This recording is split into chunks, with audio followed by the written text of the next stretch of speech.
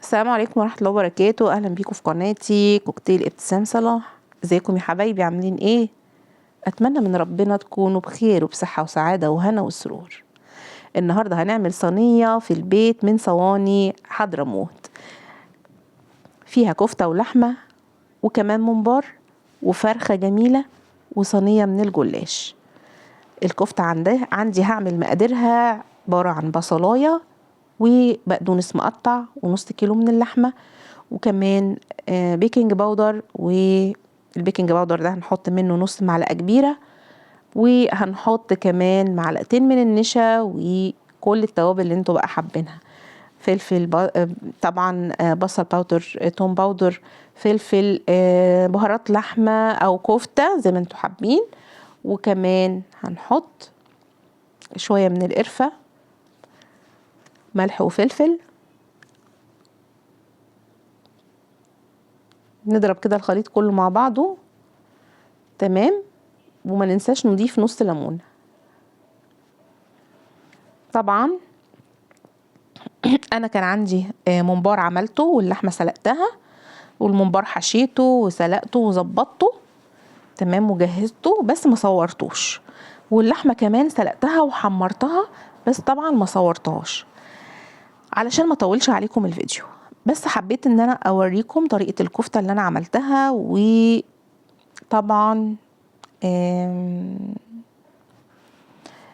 شويتها على الجريل.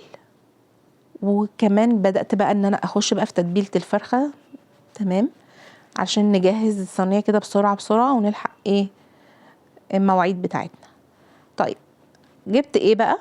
كل التوابل اللي انا بحطها على الفراخ، بابريكا بقى وبصل باودر وتوم باودر وفلفل وبهارات فراخ ودبس رمان وصويا صوص وليمون والبصلايه المفرومه على رأسهم كلهم تمام. كل الخلطة دي خلطناها ببعضها، وبدأت ان انا احشي بيها الفرخة، وكمان بدأت ان انا اوزع الخلطة دي على كل اجزاء الفرخة. بعد كده هنربط رجل الفرخة دي بورقتين ألمونيوم، لان انتوا زي ما انتوا شايفين كده انا مقطعة الاجزاء اللي بتكون في ورك الفرخة اللي بتبقى مليانة من الدهون تمام. هبدأ بقى ان انا اضم رجليها دي بعد لما اخلصها كده حشو. انا كده بحشيها اهو، وبعد ما اخلصها تتبيل خالص، وبعدين اسيبها بقى في التلاجة تاخد وتدي كده لحد لما يكون طعمها، يعني لحد لما الفرخة نفسها يعني تتشرب من الطعم بتاع البصل.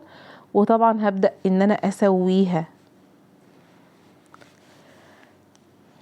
بس لازم احطها في التلاجة ساعة او ايه او نص ساعة. طبعا انا حطيت لها دبس رمان وصويا صوص علشان تتبل معايا بسرعة جدا.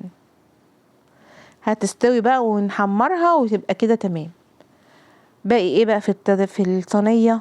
الجلاش والرز البسمتي بس كده، ويبقى احنا عملنا كده كل حاجتنا بسرعة بسرعة.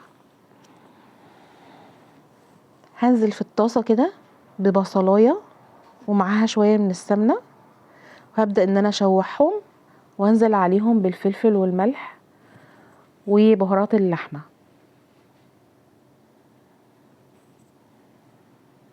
لحد ما اللحمة بتاعتي تتعصج هبدأ ان انا اسوي الرز. هجيب البهارات بتاعة الرز البسمتي كلها وهنزل عليها، هنزل بيها في حلة فيها زبدة سايحة، مرق من الدجاج مكعب واحد، وبعدين كركم، قرفة، جنزبيل، بتاع ده جنزبيل، فيه جنزبيل برضو، وحطيت برضو قرنفل وحبهان، ملح، فلفل. وبعدين نزلنا بقى ايه بشوية من الشوربة والمية تمام. اللحمة اتعصجت عندي، والرز طبعا على النار بيستوي، وكل حاجة عندي كده مستوية. يبقى فاضل ايه؟ ان انا اعمل الجلاش. نزلت كده بمعلقتين كبار من السمنة البلدي، وحطيت عليهم نص كوباية من الزبادي، بس كوبايات كبيرة. لما يكون عندي كوبايات صغيرة بحط كوباية صغيرة بحالها. طيب هبدأ بقى ان انا ادمج كل الخلطة دي وهحط عليهم نص كوباية من اللبن.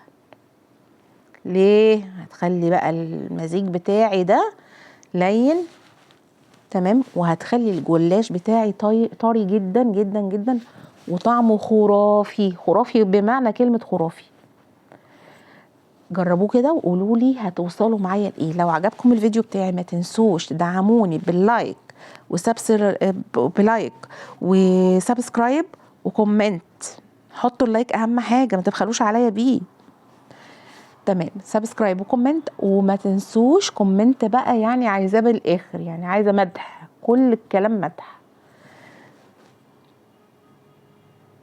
طبعا لما تعملوا لايكات كتير هيوصل لكم كل جديد عندي في القناه.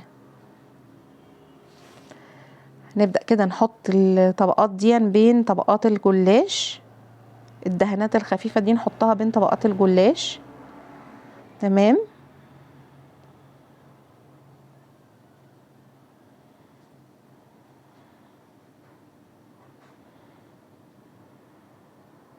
وبعد كده ننزل بقى باللحمة المفرومة، وبعدين نحط الجزء التاني من طبقات الجلاش.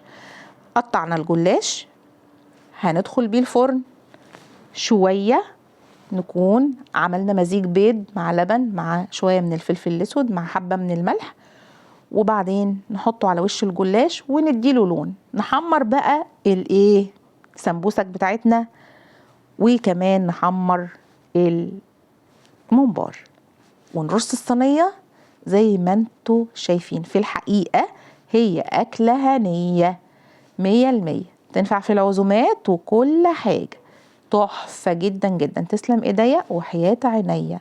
لو عجبكم الفيديو ما تنسوش دعم بلايك وشير وسبسكرايب وكومنت عشان يوصلكم كل جديد. باي.